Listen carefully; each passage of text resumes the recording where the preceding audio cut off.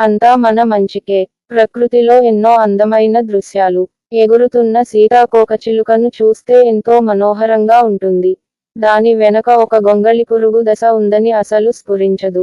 పరిణామక్రమంలో అన్నీ అలా జరిగిపోతుంటాయి.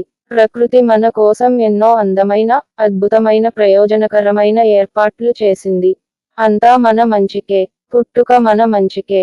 బతుకు మన మంచికే. సూఫీ యోగి జలాలుద్దీన్ రూమి అంటాడు, నేనెక్కడా నష్టపోలేదు. రాయి నుంచి చెట్టుగా మారాను. చెట్టు నుంచి జంతువుగా మారాను. జంతువు నుంచి మనిషిగా మారాను అని. ప్రకృతిలో మనిషి ఒక భాగం. శరీరంలో మార్పులతో పాటు మనసులో ఆలోచనలు మారాలి. అభిప్రాయాలు మారాలి. అనుభూతి మారాలి. మనిషి మారాలి.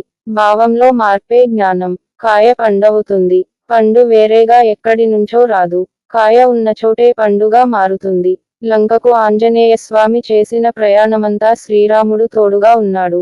హనుమ మనసులో ఒక గొప్ప భావం తోడుగా పెట్టుకున్నాడు. ఏం జరిగినా అది అంతా మన మంచికే అని. ఆ భావం అభ్యాసంలో ఉండాలి. లేకపోతే మనిషి కాదు, దేవుడైనా ఇబ్బందులు పడాల్సిందే. పాండవులు భారమంతా శ్రీకృష్ణుడి మీద వేశారు. నిత్యం ప్రార్థన చేశారు. అరణ్యవాసంలో, అజ్ఞాతవాసంలో ప్రతిక్షణం పరమాత్మను తమ సహచరుడిగా, స్నేహితుడిగా, బంధువుగా భావించి సహాయం పొందారు. వాళ్లకు అంతా మంచే జరిగింది. విజయం వరించింది. అంతా మన మంచికే అనే భావాన్ని గట్టిగా నమ్మడంతోనే దైవం మీద నమ్మకం పెరుగుతుంది. ప్రతి సంఘటనలో, అనుభవంలో ఎదురయ్యే ప్రతికూలతలు తగ్గి, సానుకూల దృక్పథం పెరుగుతుంది. ఆరోగ్యం బాగా ఉంటుందని పరిశోధకులు చెబుతున్నారు. బీజాక్షరాలతో కూడుకున్న మంత్రాలకు సమానంగా, అంతా మన మంచికే అన్న భావన వృద్ధి చేసుకుంటే ఫలం లభిస్తుంది. శాస్త్రజ్ఞుల సూత్రాల్లాగే, జీవన సూత్రాలు కూడా గొప్పవే. గొప్ప భావాలతో అవి ముడివడి ఉంటాయి. బతుకు మారడానికి అవి మెట్లులాగా ఉపయోగపడతాయి. వాటిని ఆచరించాలి. మీరు భగవంతుడిని చూశారా అని అడిగాడు ఆ యువకుడు. నిన్ను చూస్తున్నట్లు చూశాను అన్నాడు. గురువు మాటలు విని పరమానంద భరితుడయ్యాడు. మొగ్గలాంటి అతడి జ్ఞానం వికసించి పుష్పమైంది. షికాగో నగరంలో మాట్లాడాడు.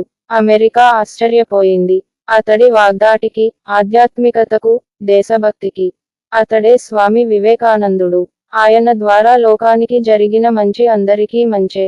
అతడి పుట్టుక భారతదేశానికే మంచి. మన మనసులోకి గొప్ప భావాలు పుంఖానుపుంఖంగా రావాలి.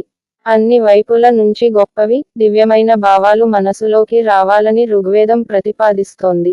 అందరిలో మంచి ఉంది. చెవులు చిల్లులుపడే శబ్దం కూడా ఓంకార తరంగాల్లోనే ఉంటుంది. ఏ భావాలకు ఆ భావాలు వాటి స్థానంలో అవి గొప్పవే. మనం వాటి గొప్పతనాన్ని తెలుసుకుని అభ్యాసం చేయాలి. విశ్వ ప్రయోజనం నెరవేర్చడానికి మంచి మనిషిగా గొప్ప భావాలతో తలమునకలు కావాలి. దివ్యత్వానికి మంచి భావమే చక్కటి దారి అని తెలుసుకోవాలి. అందుకే ఏది జరిగిన మన మంచికే అన్న భావనతో ఉంటే ప్రతి సంఘటనలో ఆనందానుభూతిని పొందుతాం.